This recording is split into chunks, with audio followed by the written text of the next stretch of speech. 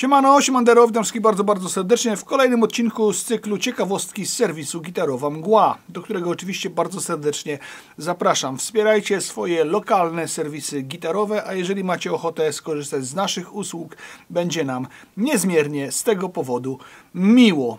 Zebrane materiały mogą mieć nawet i 20 lat. No nie, aż tyle nie.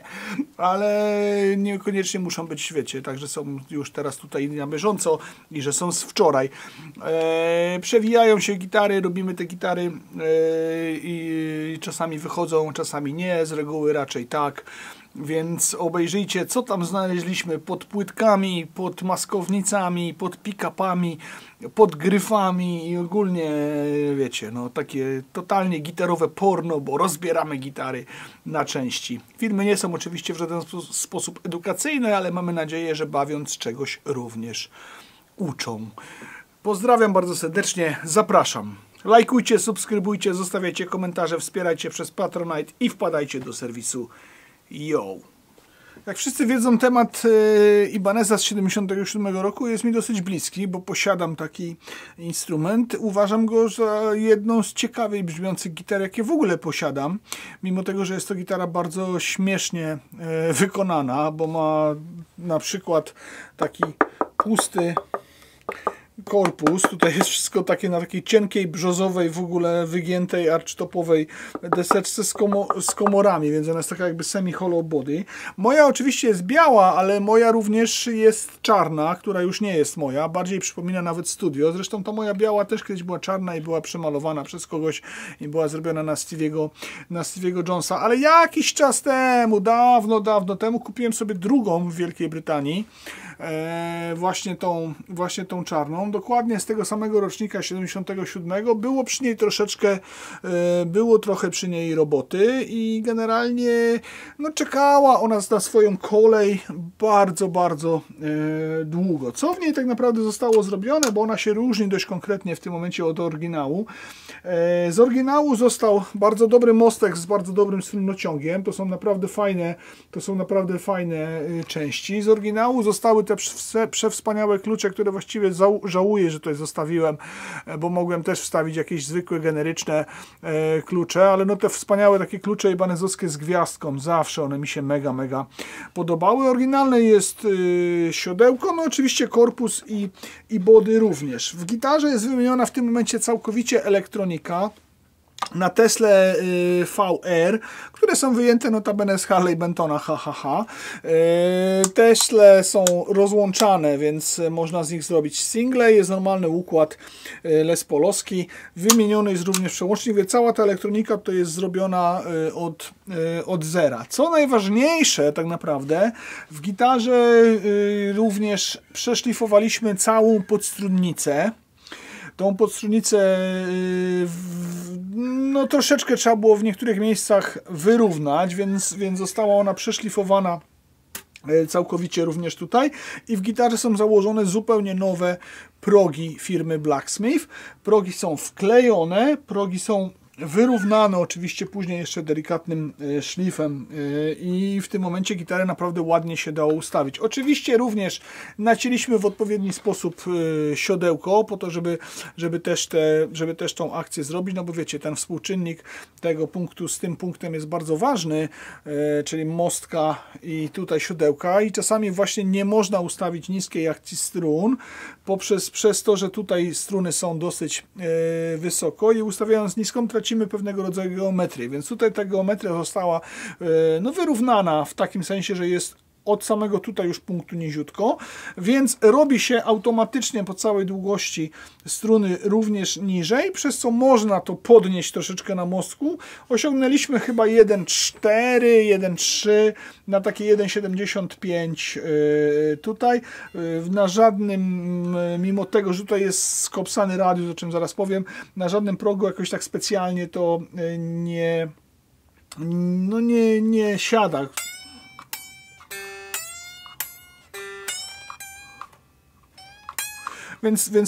Więc to jest plus. Mankamentem tych instrumentów było to, że mostki były nacinane na 12, a bardzo często radiusy były 9,5, 7,25, 10, czyli tak naprawdę radiusy nie zgadzały się z mostkami. Mostki były generycznymi częściami, które Ibanez skądś tam sobie brał w tamtym czasie i były takie jak w gibolach, czyli na 12 właśnie cali był ten radius, a od sasa do lasa szły im te podstrójnice. Już miałem ten problem wcześniej, właśnie w tym swoim białym również i tam też przy szlifie progów, bo tam też był szlif progu robiony, tam był akurat bez wymiany.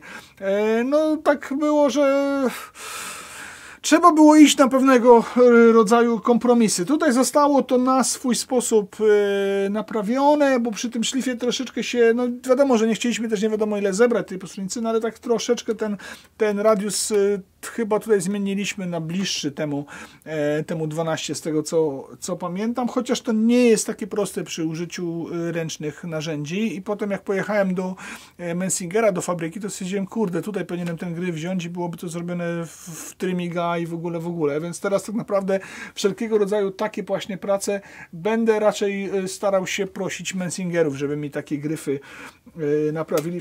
Gitara jest również kanapką, tutaj widać klejenie, jak się weźmie pod światło, to widać takie klejenie, które jest równoległe, to jest bardzo charakterystyczne zarówno dla gitar japońskich właśnie z tamtych czasów, trochę tych takich tańszych, bo to był taki trochę tańszy przykręcany Ibanez, jak i oczywiście dla ery Norlina gibsonowskiej, gdzie też taka kanapka była, czasami nawet była kanapka z dżemem. Jurek Styczyński ma taką gitarę, tak swoją drogą. Była to kanapka z dżemem, czyli była jeszcze jedna cienka warstwa jakiegoś innego drewna, no ale tutaj rzeczywiście jak się patrzy pod światło, to widać, że to jest tak sklejone z dwóch takich desek w ten deseń, a mówię, no dodatkowo jeszcze tutaj jest ten taki pusty mega topik. One są bardzo ciekawe te gitary, to jest chyba model 2342 z tego co pamiętam. Bardzo ciekawe instrumenty i mimo tego, że tutaj nie ma już tych Maxonów, ja ją kupiłem bez Maxonów, te Maxony potrafią czasami po 900 zł kosztować, jak sobie przeliczymy ceny rewerbowskie, na przykład ludzie takie wystawiają za granicą. Te gitary kosztują mniej więcej okolice 2000 zł. I no nie kosztują więcej.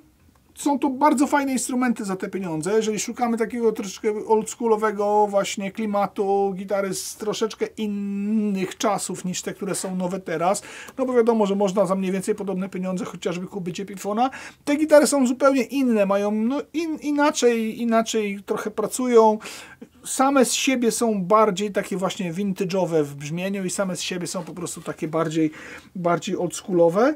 Jak mówię, jeszcze raz podkreślam, bardzo fajne te mostki, więc generalnie no wyszedł fajny instrument, nie do końca oryginalny, ładnie poobijany z zębem takim prawdziwym takim zębem czasu, bardzo grywalny i bardzo ciekawy. Cieszę się również z tego właśnie, że udało nam się to zrobić. Płytka też tak fajnie jest, wiecie, zniszczona tak naprawdę, nie? Tak tutaj pordzewiała, ale widać ten numer 77 tutaj jest. No i taka powstała druga. Ona już nie jest moja. Zostawiłem sobie tylko i wyłącznie tą białą. Ale dobre instrumenty. Jak gdzieś widzicie stare Ibanezy, to oczywiście warto. A po nowej Ibanezy to wiadomo gdzie. Link do Thomana i kupować w Thomanie i generalnie niech ja z tego coś mam.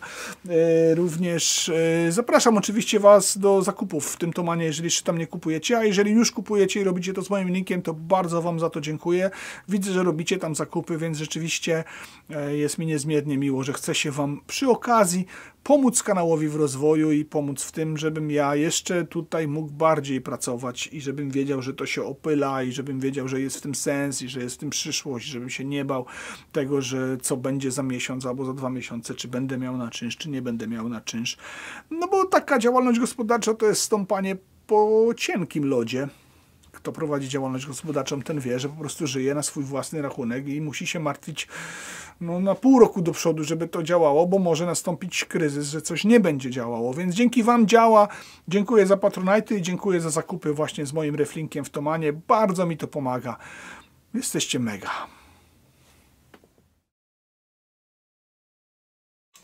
Tak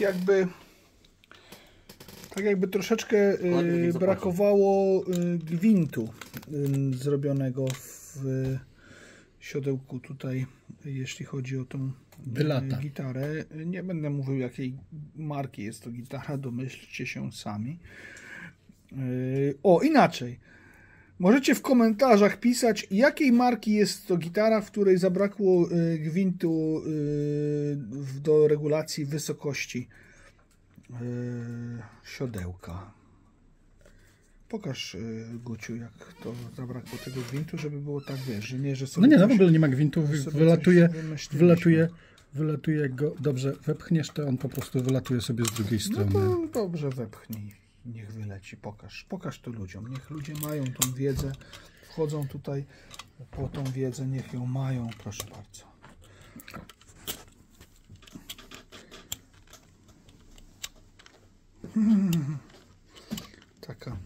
Taka sytuacja, a wy sami piszcie w komentarzach, jakiej marki jest to gitara. Będzie to ciekawa, myślę, że będzie to ciekawa dyskusja.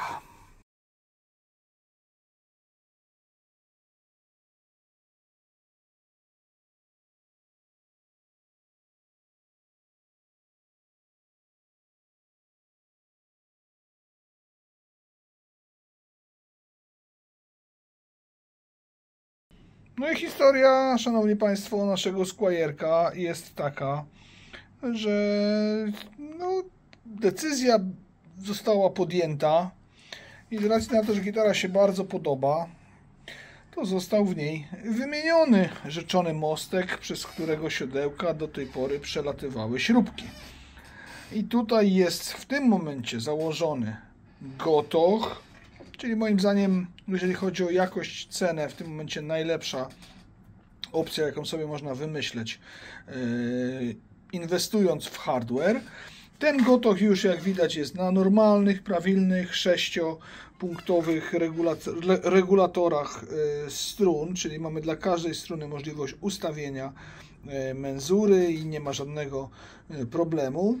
Gitarka na szczęście nie była innowymiarowa, czyli tak naprawdę ten gotoch tutaj wszedł 1:1, nie trzeba było nic kołkować, nic nawiercać.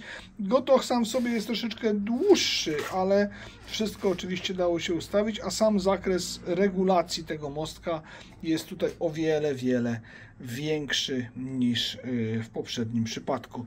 Więc takie to oto przygody z tymi Squire'ami. No jak wiecie, tutaj jest zawsze mówione w tych serwisowych odcinkach to, czego być może nie zawsze na YouTubie można usłyszeć. No wiadomo, że jak się gdzieś tam współpracuje z jakąś firmą, tak jak ja, no to po prostu wybiera się dobre rzeczy, a te, które nie są fajne, to po prostu się ich nie robi. I to jest bardzo prosta zasada. Więc dlatego w odcinkach takich serwisowych mogę sobie pozwolić na to, ażeby Wam uwypuklić wady niektórych instrumentów. Ostatnio na kanale pojawił się co prawda Squier z nowej serii Sonic, ale uznałem, że jest on na tyle ciekawy i na tyle lepszy od wcześniejszych jakichś tam bulletów, że można na jego temat coś ciekawego powiedzieć.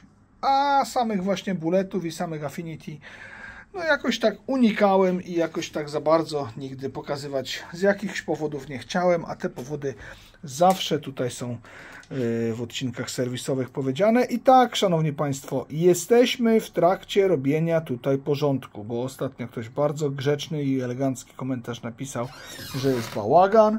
Tak, szanowni państwo, jesteśmy w trakcie robienia porządku. Na przykład tutaj już jest więcej porządku. Zawsze jest więcej. Tutaj zawsze jest więcej porządku, a tutaj jeszcze jest mniej. Słuchajcie, jak się pracuje, to nie ma czasu na porządki, tylko jest czas albo na pracę, albo na porządki. Jak ktoś ma porządek w zakładzie, to znaczy, że nie ma czasu, że nie ma zabranego czasu robotą i nic nie robi, więc ma czas na porządkowanie. Wiemy, gdzie co jest, a jak zrobimy porządek, to nic nie możemy znaleźć.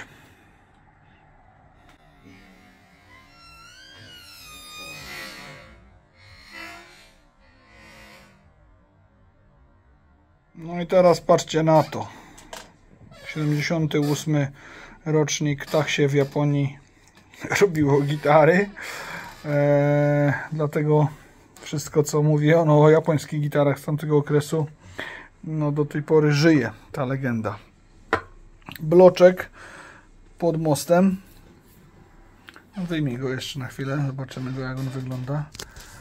bloczek pod mostem, do którego no, dokręcony jest tenże oto właśnie most. Kawał metalu ciężkiego. Kawał metalu, co tam jest napisane? Ibanez co? Ibanez Patent. Ibanez Patented. Proszę bardzo, taka oto rzecz sobie tutaj wchodzi we frezowany otwór. Wkładaj.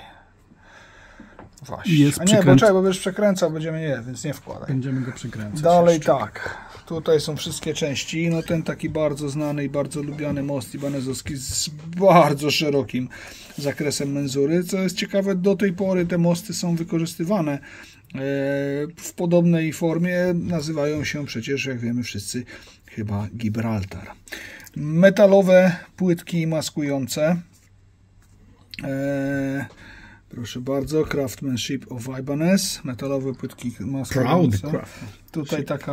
Tutaj jest strunociąg, do strunociągu jest oczywiście taki przepiękny dodatkowo motyw dekoracyjny, dzwoneczek z napisem Artist, bo to jest Artist Series, znane te gałeczki takie z Ibaneza, czyli no te takie fajne gałeczki z gumką, siodełko, uwaga, kościano-mosiężne, to jest też rewelacja i teraz uwaga, następna rewelacja to klucze.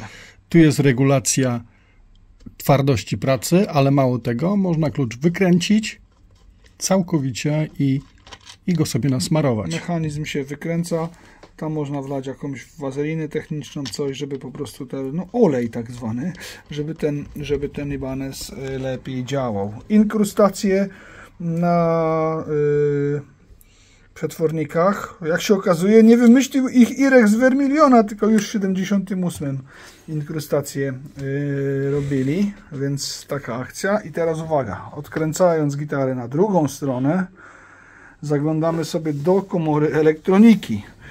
A w komorze elektroniki oryginalny układ z 78 roku, a potencjometry w kondonach. Tak jakby, żeby nie wysychały, żeby nie niszczyły się. Każdy z potencjometrów ma swój dodatkowy taką plastikową obudówkę, nazwijmy to już w ładny sposób. Ekranik fabrycznie zrobiony, no może nie jest, że cała komora, ale myślę, że też daje radę. Przepiękne łączenie gryfu z korpusem. Klucze też oczywiście wyglądają prześlicznie, dystyngowanie i w ogóle taka fajna masa perłowa. Gryf trzyczęściowy. Tutaj sobie idą takie 3 kawałki drewienka. No więc powiem Wam szczerze, że robi to bardzo dobre wrażenie. Pozdrawiamy Tomka. Powiem tylko tyle. Ten Ibanez kopie tyłek mega konkret. Moim zdaniem są to dużo lepsze gitary niż produkowane w tych samych czasach Gibsony. Moim zdaniem, jeżeli szukacie naprawdę takiej gitary z oldschoolowym vibe'em, jeżeli szukacie naprawdę gitary, która jest rewelacyjnie zrobiona, naprawdę takiej gitary z taką starą duszą właśnie, no to taki Ibanez Artist z lat 80., ten jest z 78 roku tak w ogóle, to jest coś dla Was absolutnie totalnego. No widzicie, jak to jest zrobione, widzicie, jakie tutaj są widzicie, jak to jest zrobione, widzicie wszystkie te takie bajerki, które po prostu powodują dystyngowanie tego instrumentu. Wszelkiego rodzaju te 5-warstwowe bindingi, przepiękne inkrustacje, przerewelacyjne klucze w ogóle z takimi główkami z masy perłowej, chyba, no nie wiem, z plastiku udającego. Klucze z regulowanymi tutaj wiecie, z regulowanym ślimakiem, taką fajną śrubą, czyli nie ma tutaj od góry śruby, tylko tutaj jest taka specjalna śruba. No w ogóle konkretne masywne klucze. Przepiękne te inkrustacje, fajne te wzorki w tych starych Ibanezach. Bardzo fajny dzwoneczek. Wszystko na takim propsie żeby zrobić gitarę lepszą od Gibsona. No jak wiecie, wtedy Gibson po prostu chciał ich pozwać za to, że robili lepsze gitary od nich. No i Ibanez to tak różnie, bo te wkręcane to tak wiecie, no nie do końca były takimi kopiami, no ale ogólnie Gibson się wtedy wziął za te firmy japońskie, wkurzył się na nie, więc firmy japońskie się też wkurzyły na Gibsona i po prostu pokazały im, jak się gitary robi. Zobaczcie w ogóle na siodełko, nie? To siodełko, które jest w ogóle tak trochę kościane, trochę jest mosiężny. Ten gryf z 3 części w ogóle. Metalowe płytki, czyli od razu mamy zrobiony ekran. Przepiękne inkrustacje na przetwornikach. Takie rzeczy Vermilion teraz wam może też zrobić, nie? 10% zniżki w Vermilionie na hasło Xantyp oczywiście. Rewelacyjny mostek. Rewelacyjny absolutnie mostek, który ma totalnie zajebisty, szeroki w ogóle zakres regulacji i no tutaj możemy różne struny zakładać, nie jesteśmy zmuszeni do 10,46, do 9,42, tylko sobie możemy kombinować, obniżać pewnie strój do tonu w dół, albo do drop C również, mimo tego, że jest to gibsonowska menzura. Strunociąg, absolutny sztos. Pod tym mostkiem, jak już widzieliście, mosiężny blok.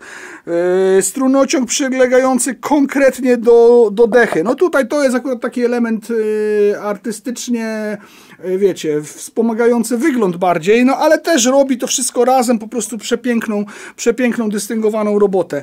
Gumeczki na gałeczkach, które no, pozwalają lepiej tym wszystkim troszeczkę kręcić. Słuchajcie, wszystkim wam życzę, żebyście raz chociaż w życiu pograli, a tak naprawdę to wszystkim wam życzę, żebyście mieli taki instrument w swoim arsenale, bo to jest po prostu absolutny majstersztyk. W Polsce oczywiście Jurek Styczyński, w Polsce oczywiście Robert Brylewski świętej pamięci. Kto tam jeszcze, oczywiście napiszcie w komentarzach, kto jeszcze na takich gitarach sobie grywał. Popatrzcie jeszcze na chwilę, bo to się nie zdarza bardzo często. Nie zdążyłem niestety nagrać pełnego odcinka, jak to gada. Nie chciałem też Tomkowi, którego bardzo pozdrawiam, męczyć po prostu tych strun 3 godzinami w pocie i w krwi i łzach, więc no mówię wam o tym, uwierzcie mi w to, że to jest fajna gitara. Zresztą Ibanez cały czas kontynuuje serię Artist. O tej serii Artist, o tych nowszych instrumentach na kanale jest sporo informacji. Kupić je można te nowe w Tomanie z moim linkiem. Będzie wtedy, wiecie, tak, że mi pomożecie w twórczości, robieniu kanału i tak dalej, ale to nie mówcie nikomu o tym Tomanie, bo wszyscy teraz o tym Tomanie cały czas gadają. To cicho, nie? Link w opisie jest. Fajne wiosło, naprawdę rewelacyjne wiosło. No powiem wam, że chyba najtrudniejsze zadanie, jakie do tej pory tak naprawdę w tym serwisie nam się trafiło. Najtrudniejsze zadanie polega na tym, że niejaki Simon z Tenebris postanowił sobie do swojego Dina założyć Floyd Rosa.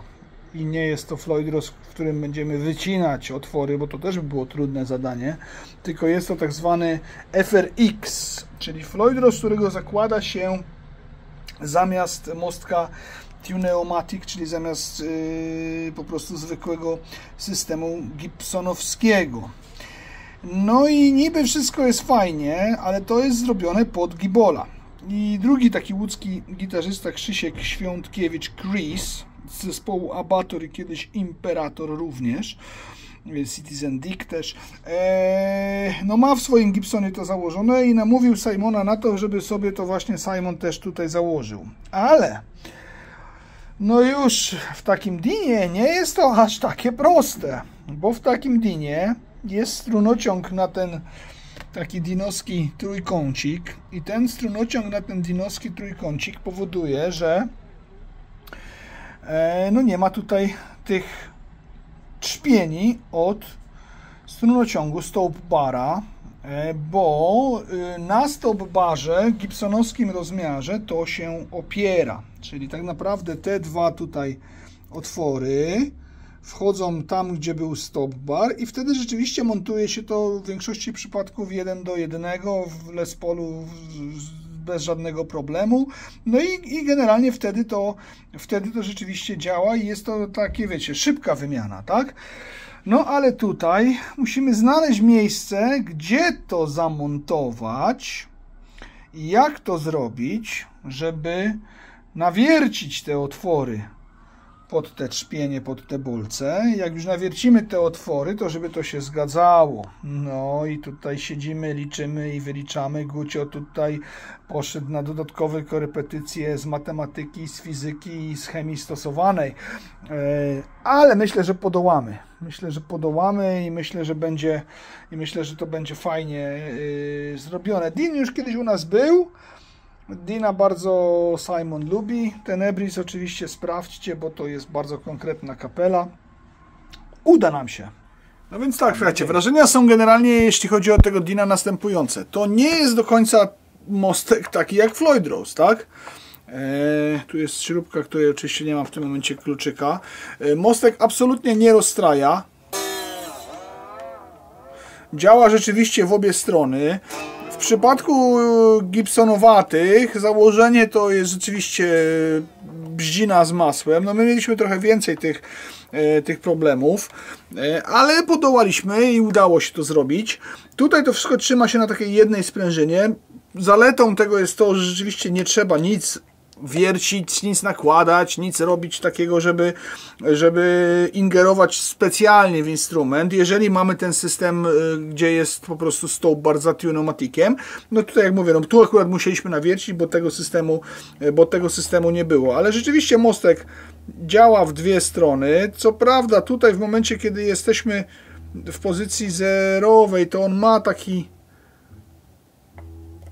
Nie, to chyba to jest przez tą wajchę, nie? Nie. Chodzi płynnie. To bardziej chodzi o to, że ja mam tą wajchę niedokręconą. Więc chodzi całkiem płynnie. No jest już to druga osoba, która mi o tym mostku mówi. Krzysiek, były gitarzysta Abatora i Imperatora.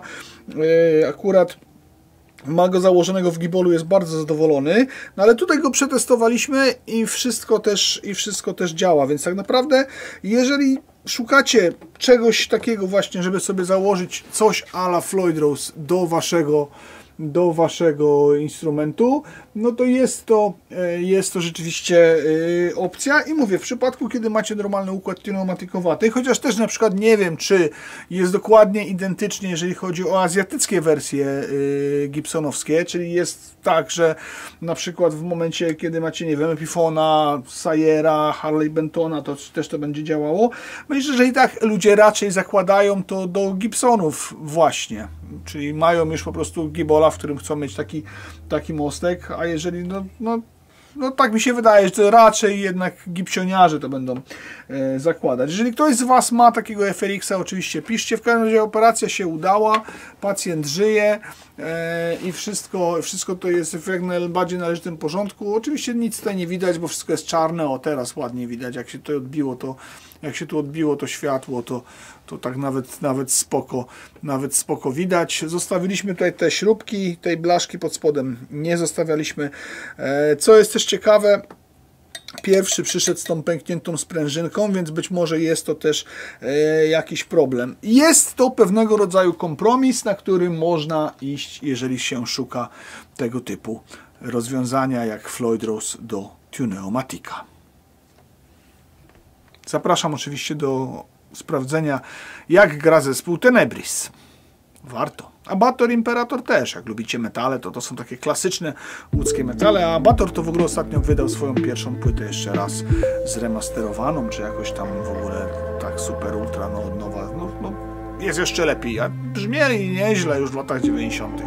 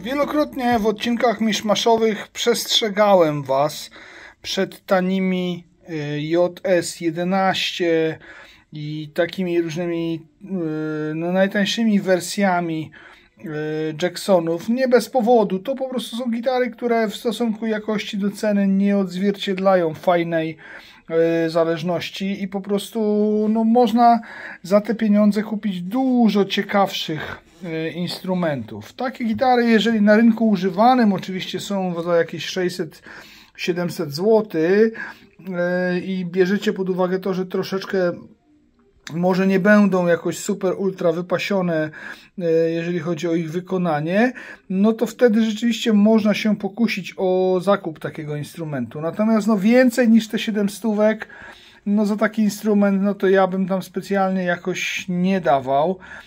I jak mówię, na kanale znajdziecie dużo więcej fajnych instrumentów w tej cenie. Tak naprawdę, jak sobie patrzę tutaj na przykład na drewno podstronnicy, to przypomina ono dokładnie to, co można spotkać w najtańszych Harley Bentonach, które moim zdaniem są ciekawszym rozwiązaniem chociażby właśnie niż taki Jackson. Wielokrotnie mieliśmy instrumenty, które miały krzywo zamontowane gryfy. Oczywiście to się da wyprostować, ale gitary przychodzą do kogoś, kto rozpoczyna historię i wiecie, fajnie jakby chociaż gryf był prosto. Wielokrotnie mieliśmy bywały również takie momenty, że na przykład były jakieś niedoróbki lakieru domalowywane mazakiem, więc ja generalnie jestem takim, o ile jestem mega fanem gitar Jackson i nie zrozumcie mnie źle i bardzo gitary Jackson lubię, o tyle tanie instrumenty Jacksona nie należą do moich ulubionych. A dlaczego tutaj leży taka pończoszka? To słuchajcie, już Wam pokażę, co się robi z taką pończoszką. Ci, którzy oglądają światowe YouTube, to wiedzą, co się robi z taką pończoszką. Taką pończoszkę zakłada się tak na rączkę i robi się tak. Ciach, uwaga, czekajcie, bo palcem rusza i robi się tak.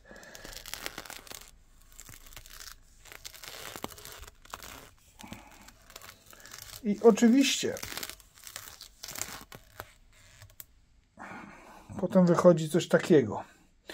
Po drugiej stronie robi się tak. Jest troszeczkę lepiej, ale też nie najlepiej. I wychodzi coś takiego. Dziurki się robią w tej pończoszce. Więc generalnie to jest oznaka tego, że tutaj są źle zrobione końcówki progów. I dlatego ta gitara między innymi u nas właśnie w serwisie jest. Oczywiście takie rzeczy dzieją się również przez zaniedbanie.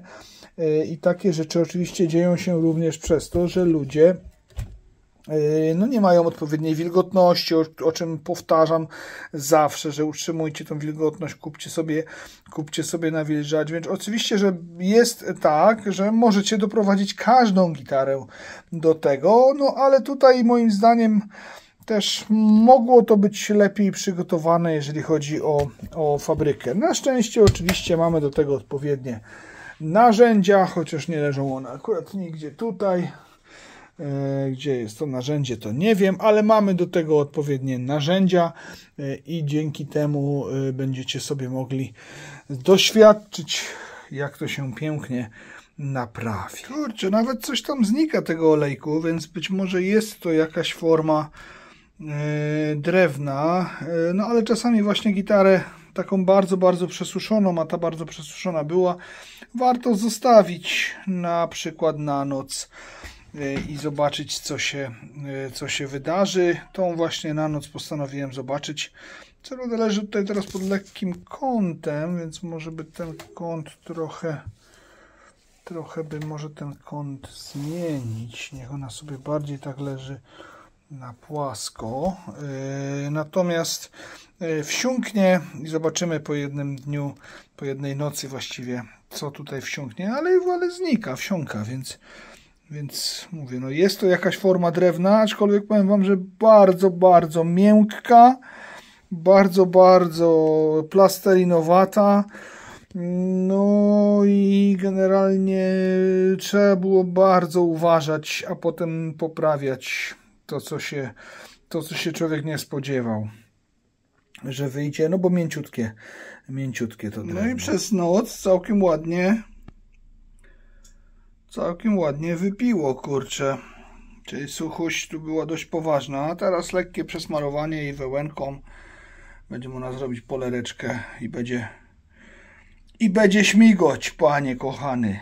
W którymś z poprzednich odcinków mówiłem wam, że mam nowe takie narzędzie do pomocy przy polerowaniu progów. Liczymy na to też, że przy szlifach. Na szlifu jeszcze nie robiliśmy z tym, nie wiem, czy się da. Tak naprawdę nie do końca jest to idealne, no bo nie zawsze pasuje. I tak jak na przykład tutaj właśnie, no to te ostatnie progi już no nie wchodzą idealnie w ten slot, więc te otwory powinny być troszeczkę szersze. Tutaj już się nie da się tego docisnąć. Mniej więcej tak gdzieś od chyba 12 progu zaczynają się robić różne dziwne rzeczy. No przy troszeczkę cięższych progach oczywiście to ma jakiś jednak sens i rzeczywiście jest to szybsze niż takie przykładanie blaszek, ale i tak będę musiał tutaj na te ostatnie progi przyłożyć te blaszki, więc Music Nomad musi troszeczkę nad tym pomyśleć. No nie jest to idealne rozwiązanie. Mam jeszcze jedno takie G-Electric, czyli do Gibsonowskiej i do 2475, bo wbrew wszelkim pozorom jest to coś innego, więc to tak. Natomiast no mówię, nie jest to idealne rozwiązanie, ale może też w niektórych przypadkach trochę pomóc i wspomagać. I tak przy tamtej gitarze będę musiał użyć blaszkowica. No dobra, więc test po robocie. Generalnie podsunica i progi wyglądają w tym momencie tak. Bardzo jestem zadowolony. Ładnego kolorku to złapało. Nie mam pojęcia cały czas, czy to jest drewno, czy jest to jakieś, no może jakieś drewno, nie wiem, co tam specka podaje, no ale jedziemy. Czysta. I ciach, i ciach. No i czyściutka, elegancko, nie? Ciach, ciach, ciach, ciach, ciach, ciach, ciach, ciach, ciach, ciach, ciach, ciach, ciach, ciach, ciach, ciach, ciach. Nic się nie zahacza z tej strony. Z tej strony. Tutaj troszeczkę był kiepski dostęp, więc tutaj jest, ale to niewyczuwalne właściwie i też zobaczcie, no takiego. Więc generalnie robota się udała, nie? Bardzo jestem z tego zadowolony. Tu jest takie malutkie, o tu jest takie delikatne też, o tutaj, ale to jest naprawdę, już nie chciałem też, bardzo miękki ten materiał, bardzo miękkie to drewno, nie wiem, czy to jest jakiś taki dodatkowy, nie ma chyba takiego dodatkowego jakiegoś bindingu, no bardzo miękkie to drewno, ale tutaj to i tak się tym nie trzeba przejmować, a pod palcem absolutnie tego w ogóle nie czuć. To tak przy całkowitej okazji próbujemy też na drugiej gitarze. No i generalnie to te sloty jakby były tak o 1/10 mm szersze, to byłoby dużo lepiej. Tutaj już na końcu nie starcza, też jest tak, że troszeczkę zachodzi. Tutaj jest na przykład dobrze, tutaj się zaczyna robić tak, że już przy trzecim progu gdzieś też, no mówię, takie naprawdę jakby było taki piczy kłak, kurczę, szersze, to byłoby to ciekawsze. Powiem wam, że jak na tamtym Jacksonie potem robiłem i jak musiałem dołożyć te blaszki, to w sensie, że ręcznie trzymałem blaszkę, to stwierdziłem, że może nawet to jest trochę, nawet bez sensu. Słuchajcie, jak to we wszystkich gitarach marki FM i C, troszeczkę trzeba było wyrównać kąt gryfu.